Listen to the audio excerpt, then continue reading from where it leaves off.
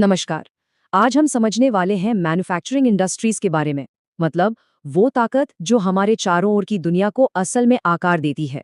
तो कभी ये सवाल मन में आया है कि जो भी चीजें हम खरीदते हैं, जो इस्तेमाल करते हैं, वो आखिर आती कहाँ से हैं?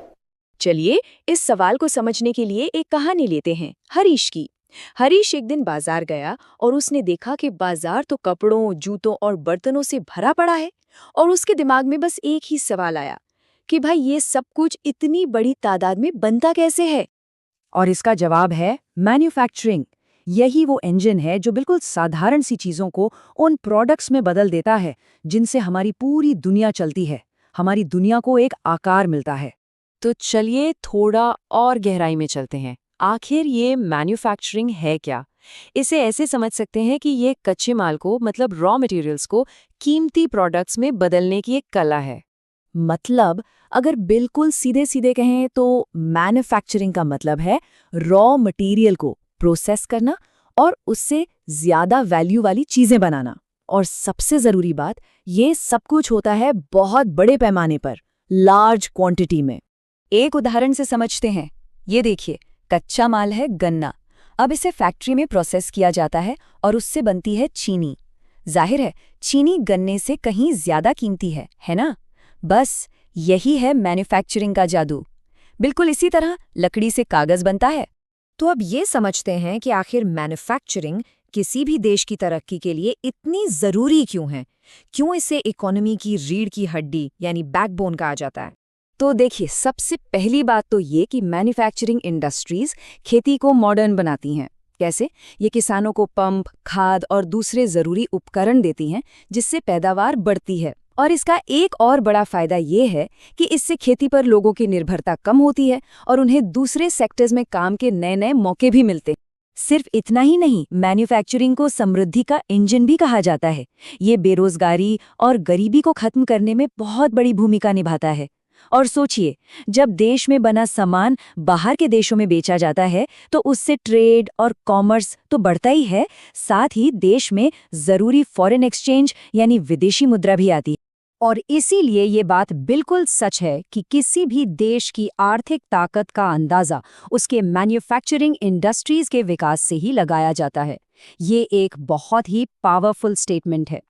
तो अब जब हम इसकी अहमियत समझ चुके हैं, तो चलिए ये देखते हैं कि मैन्युफैक्चरिंग की इस विशाल दुनिया को समझने के लिए इंडस्ट्रीज को अलग अलग कैटेगरी में कैसे बांटा जाता है।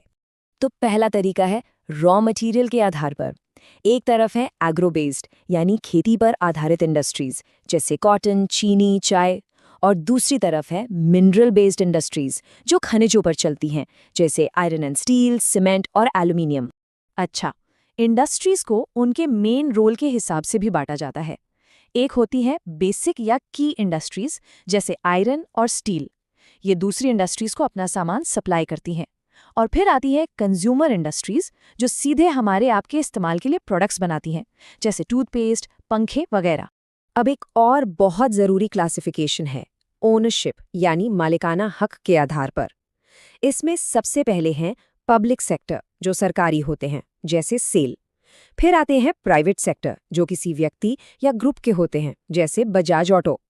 तीसरे हैं जॉइंट सेक्टर, जिसमें सरकार और प्राइवेट कंपनी मिलकर काम करती हैं, जैसे ऑयल इंडिया लिमिटेड। और आखिर में है कोऑपरेटिव सेक्टर, जिन्हें प्रोड्यूसर्स या वर्कर्स मिलकर चलाते हैं। इसका एक क्लासिक एग्जाम्पल है महाराष्ट्र की शुगर इंडस्ट्री। और एक आखिरी तरीका है वजन के आधार पर।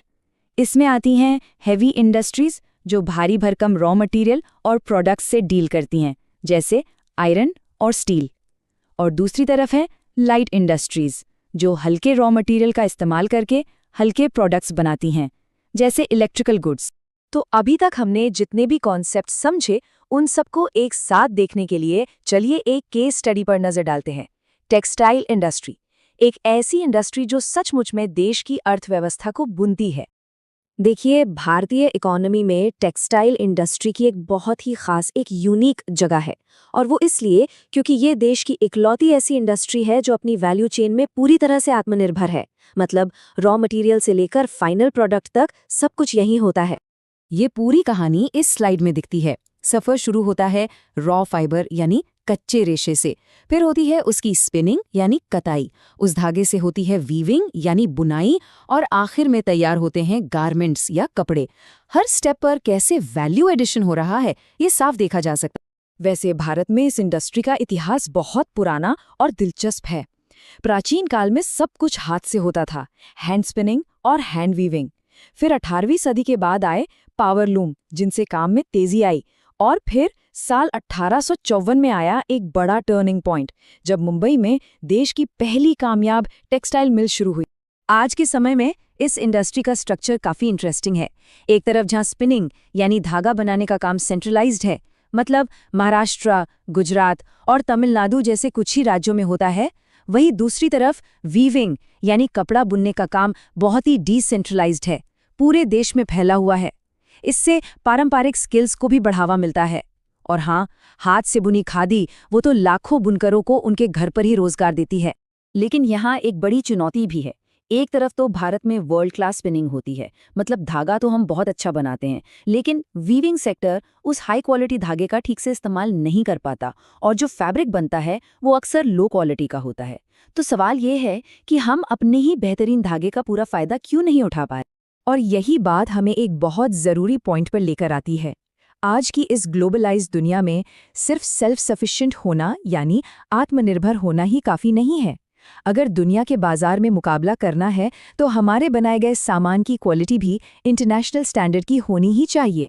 तो आखिर में एक सवाल छोड़ जाते हैं कि ये जो दुनिया इतनी तेजी से बदल रही है, इसमें किसी भी इंडस्ट्री को सिर्फ सरवाइव करने के लिए नहीं, बल्कि थ्राइव करने के लिए यानी फलने फूलने के लिए क्या करना होगा?